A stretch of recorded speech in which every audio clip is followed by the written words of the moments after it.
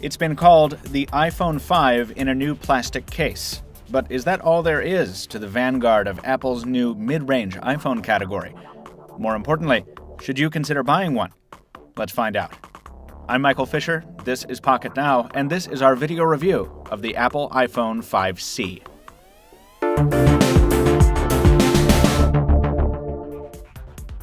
So in breaking out of its 5-year pattern of just recycling last year's iPhone as the new, quote, budget iPhone, Apple seems to have felt the need to make a statement with the 5C. Gone is the finely crafted aluminum of last year's iPhone 5. It's been replaced on the 5C with a glossy polycarbonate shell stretched over a steel frame.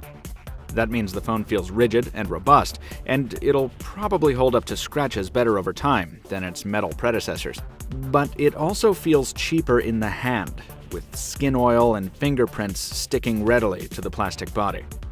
Of course, the big advantage to the plastic is you can now customize your iPhone's color beyond black and white options, and Apple offers a line of soft-touch covers if you're looking to cover up the glossy body without completely obscuring the color you've chosen.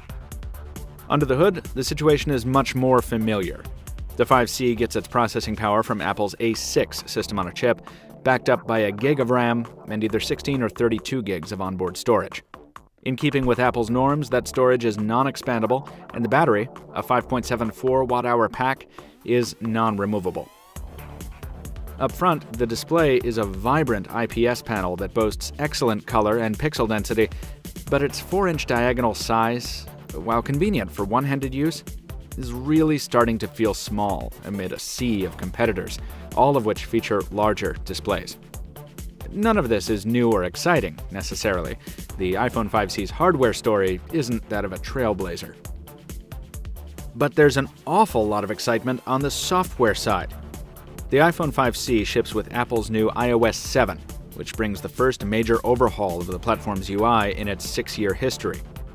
We've reported pretty extensively on iOS 7's new interface, so we won't go into too much detail. Suffice to say, if you were comfortable with the way old iPhones worked, you'll feel right at home here. And if you felt the old platform had grown bloated and stale, you'll appreciate the revised look of the new build. Beyond just aesthetics, our favorite additions are the Control Center, which fills a big gap in functionality between iOS and Android, and the revised Notification Center, whose today screen serves as a pretty handy virtual assistant. Overall, iOS 7 manages to straddle the line between consistency and new features very well here.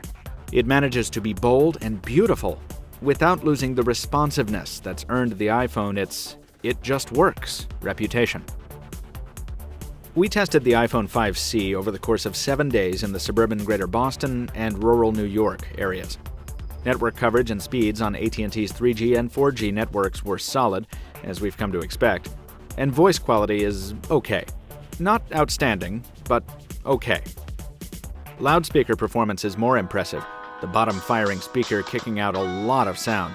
And Apple's revised earpod design isn't the most comfortable thing ever, but it gets the job done if you're planning to use the iPhone as your personal media player, which you should.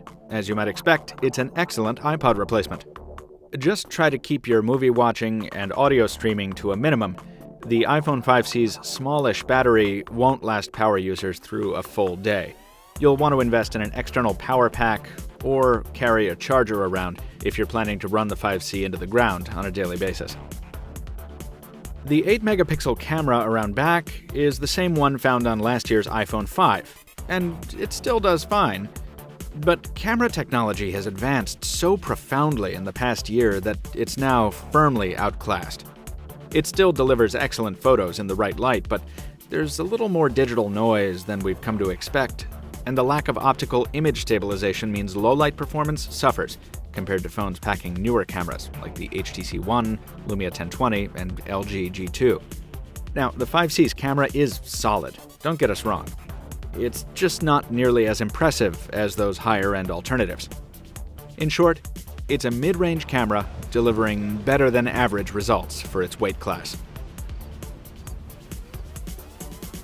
Finally, general performance, by which we mean the usual day-to-day usage, is predictably outstanding. The phone is fast and stable, and it executes almost every task with the calm competence we've come to expect from new Apple products.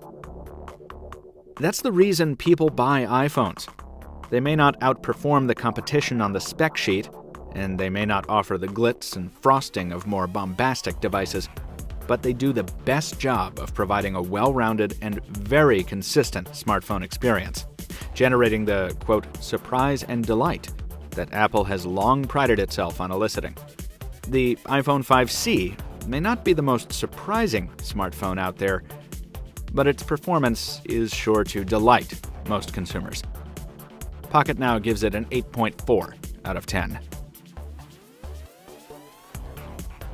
If you'd like to know how the 5C stacks up against the older iPhone 5 and the newer iPhone 5S, we have those comparison videos here at Pocket Now on our channel page, and you can check out the full review of the iPhone 5C in written form at pocketnow.com. But before you go anywhere, please, folks, like the video if you did enjoy it, leave us a comment down below if you have some questions or some feedback, and do follow us on social media so you don't miss future content from Pocket Now.